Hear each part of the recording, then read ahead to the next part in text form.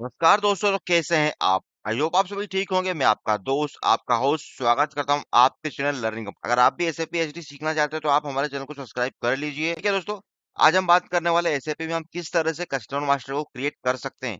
याद रखिए दोस्तों, मैं बिजनेस पार्टनर यानी हाना के सर्वर पर आपको कस्टमर मास्टर बना के दिखाने वाला हूँ। सबसे पहले हम जान लेते हैं कस्टमर मास्टर बिजनेस पार्टनर होता क्या है। So business partner can be created as a person, organization, or group in which we have some business interest. It is single transaction to create, edit, and display the business the master data. You can assign different role to a single business partner, which implies whether the BP is a customer or a vendor. ताकि आप सब जानते हैं कि SAP हाना में केवल एक T code है, बिजनेस पार्टनर बीपी। बीपी की सहायता से ही हम क्या कस्टमर भी क्रिएट कर सकते हैं, वेंडर भी क्रिएट कर सकते हैं और पर्सन भी क्रिएट कर सकते हैं बिजनेस पार्टनर के माध्यम से। लेकिन जहां अगर हम एसएपी ईसीसी की बात करें तो हमारे पास डिफरेंट टी कोड्स थे। लाइक वेंडर क्रिएट करने के लिए हमारे पास XK01 था, और वेंडर चेंज करने के लिए XK02, और वेंडर को डिस्प्ले करने के लिए XK03। जबकि हम अगर एचडी की बात करें कस्टमर मास्टर की, तो एसएपी ईसीसी में XD01 टी कोड था कस्टमर क्रिएट करने के लिए, XD02 चेंज करने के लिए, और XD03 कस्टमर को डिस्प्ले करने के लिए था। FD01 टी कोड्स, बहुत सारे टी कोड्स थे एसएपी ईसीसी में। लेकिन एस4 हाना में एसएपी ने सिंप्लीफाई कर दिया है, यानी एक टी कोड से आप बिजनेस पार्टनर भी बना सकते हैं, और उसी टी कोड से आप पर्सन भी बना सकते हैं, और बिजनेस पार्टनर टी कोड से आप कस्टमर भी क्रिएट कर सकते हैं। चेंज अगर आपको करना हो तो बिजनेस पार्टनर से ही आप चेंज कर सकते हैं, डिस्प्ले करना हो तो डिस्प्ले भी आप बिजनेस पार्टनर से ही कर सकते हैं। सो यहाँ पर हम एस4 हाना में भी कस्टमर मास्टर क्रिएट करने वाले हैं। तो यहाँ पर आपको थोड़ा सा जानकारी के लिए बता दूं कि एसएपी एस4 हाना में हमारे पास कुछ रोल्स एसएपी ने प्री डिलीवर डिफाइन दिए हुए हैं। हम उन्हीं रोल्स को यूज करके हमारा कस्टमर मास्टर भी बनाते हैं, और वेंडर मास्टर को भी हम बना सकते हैं। लेकिन हम कस्टमर मास्टर यहाँ पर बनाने वाले हैं। सबसे पहले हमारा रोल होता है बिजनेस जनरल रोल, जो कि कस्टमर की बेसिक इंफॉर्मेशन जैसे कि लाइक कस्टमर का एड्रेस, कस्टमर का नाम, ईमेल आईडीज वगैरह, फोन नंबर की डिटेल्स, एड्रेस की डिटेल हम उसमें सेव करते हैं। दूसरा हमारे पास रोल होता है फाइनेंशियल डेटा। इसको हम कहते हैं FLCU00, यानी कि इसमें कंपनी बिजनेस पार्टनर की फाइनेंशियल डेटा सेव होता है, यानी कि बिजनेस पार्टनर या कस्टमर मास्टर किस कंपनी के लिए बना है। ओके। तीसरा हमारे पास जो रोल होता है वो होता है सेल्स एंड डिस्ट्रीब्यूशन के लिए, FLCU01, जहां पर हम सेल्स एरिया यानी कि सेल्स का डेटा कस्टमर का मेंटेन करते हैं। और फोर्थ रोल होता है हमारे पास क्रेडिट मैनेजमेंट रोल, UKM000। ये डिपेंड करता है UKM000 आप यूज करना चाहते हैं कि नहीं करना चाहते हैं। ये क्रेडिट मैनेजमेंट का रोल है। सबसे पहले हम बिजनेस पार्टनर बनाते हैं, फिर उसको एक्सटेंड करते हैं हम मल्टीपल लाइक फाइनेंशियल डेटा में और सेल्स एंड डिस्ट्रीब्यूशन के डेटा में। तो आइए मैं आपको एसएपी में बिजनेस पार्टनर बना के दिखाने वाला हूँ।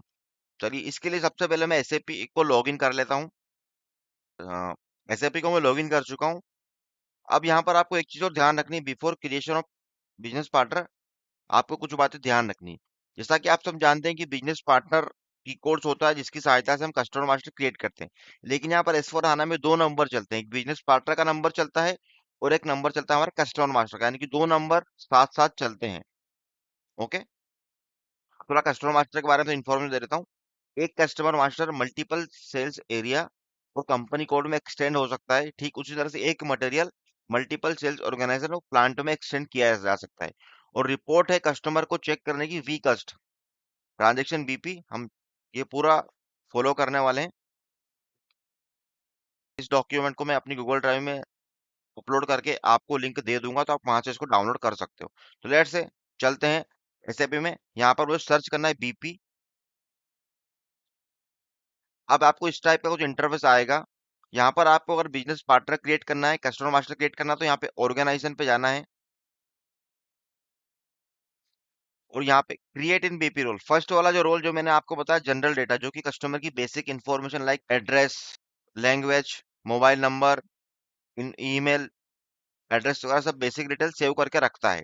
और यहाँ पर हमारे पास ग्रुपिंग रहती है। याद रखिए दोस्तों, रियल टाइम में ग्रुपिंग अलग अलग हो सकती है। ग्रुपिंग के माध्यम से ही हम डिफाइन करते हैं number ranges. Like domestic customer की नंबर रेंज अलग होती है रियल टाइम, और एक्सपोर्ट कस्टमर की नंबर रेंज अलग होती है, और एजेंट सेल वाले जो कस्टमर्स रहते हैं उनकी नंबर रेंज अलग होती है, और स्क्रैप में हम जो सेल करते हैं उन कस्टमर्स की नंबर रेंज अलग होती है। तो नंबर रेंज आती है हमारी ग्रुपिंग से। तो यहाँ पर मैं टेस्टिंग पर्पज के लिए 0001 यूज करने वाला हूँ। इंटरनल नंबर असाइनमेंट में यूज करने वाला हूँ। आपके पास जो भी ग्रुपिंग हो वो ग्रुपिंग आप यूज कर सकते हो कस्टमर मास्टर क्रिएशन के लिए। तो यहाँ पर मैं इंटरनल नंबर असाइन कर रहा हूँ। लेटर ऑन हम आने वाली क्लासेस में बिजनेस पार्टनर कॉन्फ़िगरेशन भी देखेंगे, जहां पर आपको समझ में आ जाएगा व्हाई वी यूज ग्रुपिंग और why it is so important. तो यहाँ पर सिलेक्ट करने के बाद आपको यहाँ पर टाइटल मेंटेन करना है, कंपनी। यहाँ पर आपको कंपनी का नाम डालना है, तो जैसे कि मैं कंपनी का नाम डाल देता हूँ, लर्निंग हब प्राइवेट लिमिटेड। यहाँ पे search term learning hub, learning के नाम से डाल देता हूँ, जो कि हमारे चैनल का नाम है। यहाँ पर अगर आप कस्टमर का नाम अगर कुछ ज्यादा ही बड़ा है तो आप यहाँ पर इसे यूज कर सकते हैं, मेंटेन कर सकते हैं नाम। यहाँ पे सर्च टर्म को यूज डालनी रहती है कस्टमर की। यहाँ पर आपको कस्टमर का एड्रेस डालना होता है। अगर एड्रेस कस्टमर का लॉन्ग है तो आप यहाँ पे इसको एक्सपेंड कर सकते हैं मोर फील्ड में। यहाँ पे ठीक है मैं डाल देता हूँ,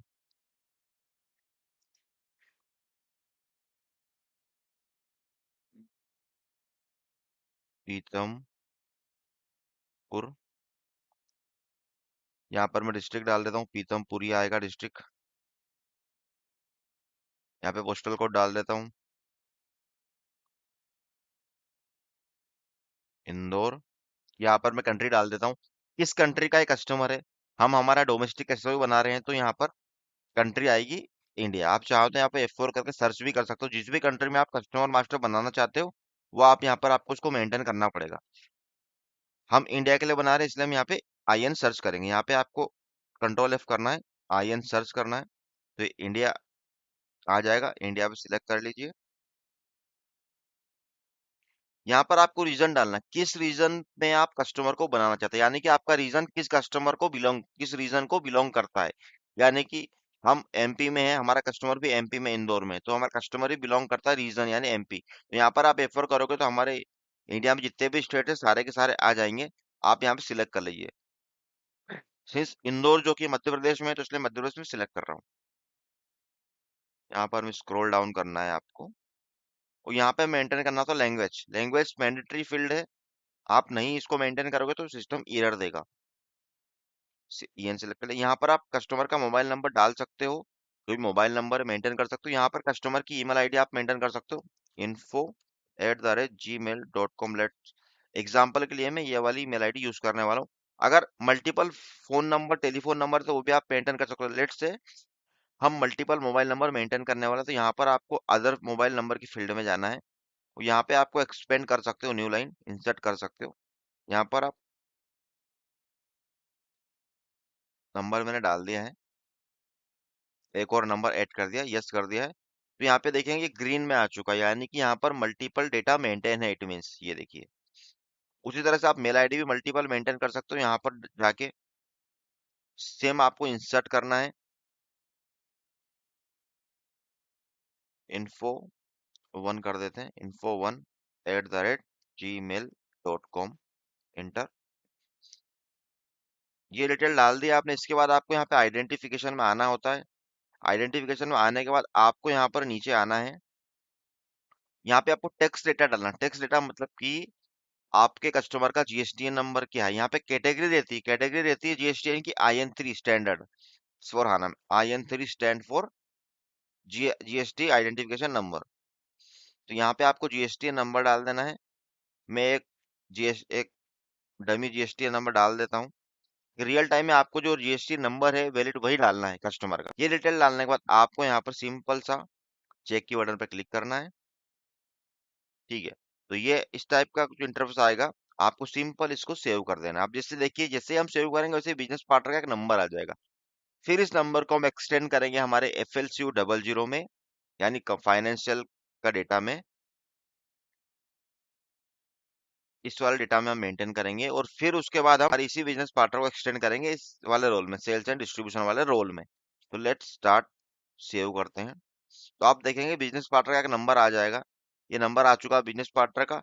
अब इसी नंबर को आपको क्या करना है, इसी नंबर यहीं पर आपको ये पेंसिल का बटन दिखेगा, यहाँ पर आपको चेंज मोड में कन्वर्ट कर लेना है। जैसे आप चेंज मोड में कन्वर्ट करेंगे तो ये पूरा चेंज मोड में आ जाएगा। यहाँ पर आपको मैनुअली सिलेक्ट करना है रोल।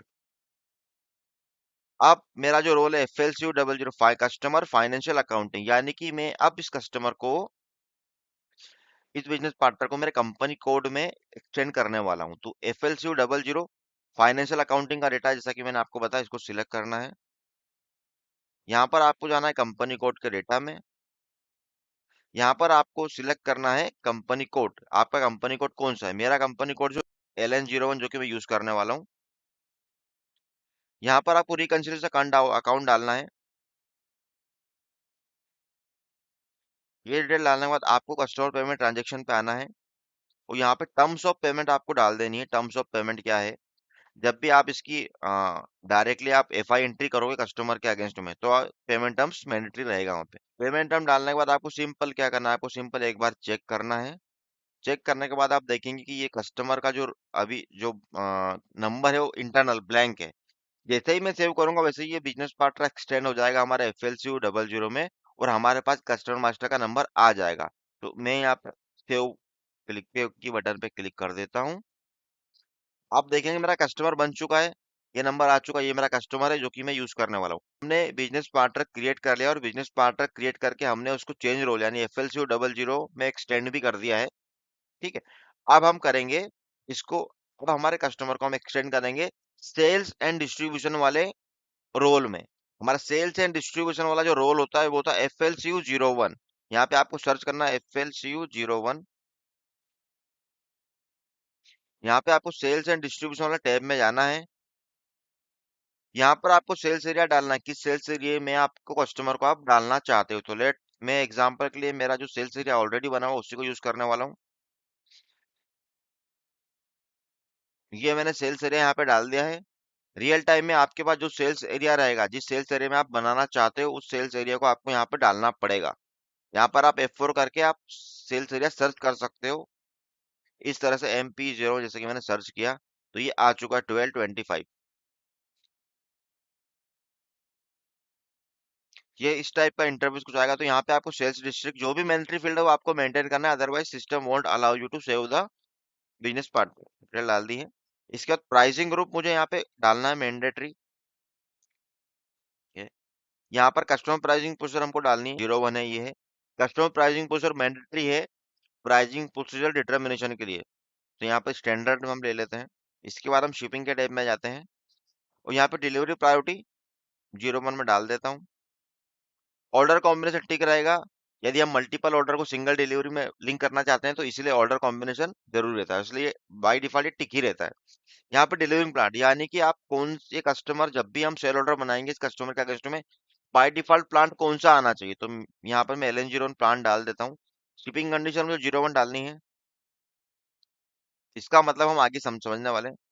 यहाँ पे maximum delivery 9, under delivery tolerance 5%, 5%। इसके बारे में हम आगे आपको बताने वाले हैं स्टेप बाय स्टेप, जैसे क्लास आगे बढ़ेगी वैसे। इस बार हम बिलिंग पे जाते हैं। बिलिंग पे जाने के बाद आपको यहाँ पर इनको टर्म मेंटेन करना है। CFR आपको यहाँ पे नीचे आना है, रोलर को डाउन करना है। यहाँ पे टर्म्स ऑफ पेमेंट आपको मेंटेन करना है। टर्म्स ऑफ पेमेंट यहाँ पर ये सेल्स एंड डिस्ट्रीब्यूशन वाला टर्म्स एंड पेमेंट है। यहाँ पर आपको नीचे थोड़ा सा और स्क्रॉल डाउन करना है। यहाँ पे अकाउंट असाइनमेंट ग्रुप यानी कि आपका कस्टमर किस ग्रुप से बिलोंग करता है, डोमेस्टिक है, एक्सपोर्ट है या सर्विस का मटेरियल है या स्क्रैप सेल करने वाले हैं। तो हमारा जो जो कस्टमर बिलोंग करता है वो डोमेस्टिक सेल से बिलोंग करता है, इसलिए मैं डोमेस्टिक रेवेन्यू यहाँ पे डालने वाला हूँ 01। इसके बाद यहाँ पर आपको सिस्टम को इन्फॉर्मेशन देने की आपका कस्टमर GST एप्लीकेबल है कि नहीं। यस, हमने GST डाल के रखा हुआ है तो GST एप्लीकेबल है, तो यहाँ पे JOCG हम मेंटेन 0 रजिस्टर कर देते हैं। फेक JOSG भी हमारे कस्टमर में लगेगा। JOIG अगर हम स्टेट के बाहर से ये भी लगेगा। UGST ये भी लगेगा, टैक्स एग्जेम्प्टेड। ठीक है, इस सॉरी इसको मैं 1 करना हूँ, लाइबल फॉर टैक्सेस। तो दोस्तों ये टैक्स का डेटा हर क्लाइंट के सिस्टम में अलग हो सकता है या हर सर्वर में अलग हो सकता है। अकॉर्डिंगली आपको चेक करना है F4 में जो भी अगर डिटेल आती है अप्रोप्रिएट वो आपको मेंटेन करना है। जैसे कि हमारे सर्वर में इसमें GST रजिस्टर्ड आ रहा है तो हमने GST रजिस्टर डाल दिया। ये डिटेल डालने के बाद आपको यहाँ पे पार्टनर फंक्शन में आप देखेंगे तो देखो SP आ चुका है, BP आ चुका, PO आ चुका, ऐसे आ चुका। ये डिटेल डालने के बाद आपको सिंपल चेक करना है।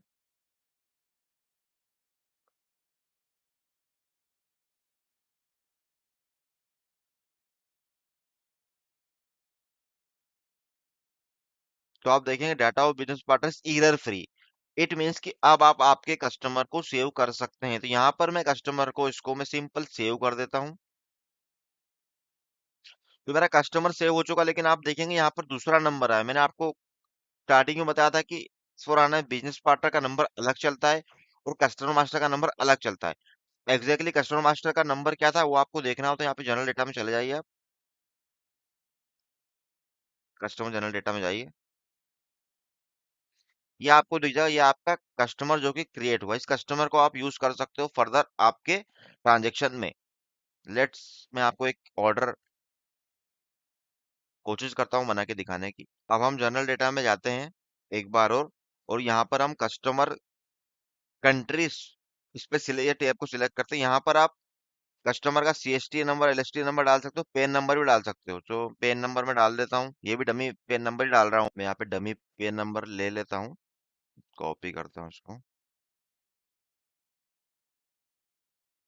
इंटर कर दिया मैंने। डमी पेन नंबर मैंने डाल दिया। डमी पेन नंबर डालने के बाद मैं यहाँ पर एक बार और इसको चेक करके सेव कर दूंगा। तो ये मेरा कस्टमर मास्टर जो है क्रिएट हो चुका है। तो इस तरह से आप आसानी से बिजनेस एसएपी एस4 हाना में कस्टमर मास्टर को क्रिएट कर सकते हैं। इस कस्टमर मास्टर के अगेंस्ट में मैं आपको एक ऑर्डर बना के भी दिखा देता हूँ। सबसे पहले कस्टमर नंबर निकालता हूँ, कस्टमर जनरल डेटा में जाऊंगा, ये मेरा कस्टमर नंबर है। डॉक्यूमेंट टाइप मेरा ओआर है, यहाँ पर मैं कस्टमर डाल देता हूँ। ये देखिए कस्टमर मेरा आ चुका है। कस्ट ऑर्डर नंबर डाल देता हूँ मैं। तो ये मेरा कस्टमर से मैंने ऑर्डर नंबर, नए कस्टमर से मैं ऑर्डर बना चुका हूँ। तो इस तरह से आप एसएपी एस4 हाना में कस्टमर को क्रिएट कर सकते हैं। अगर आपको वीडियो पसंद आए तो प्लीज वीडियो को लाइक कीजिएगा। अगर आप चैनल पर नए हो तो प्लीज चैनल को सब्सक्राइब कर लीजिएगा। इस तरह के लर्निंग कंटेंट हम आपके लिए लाते रहेंगे। टिल देन, जय हिंद, जय भारत। आपका दिन शुभ हो।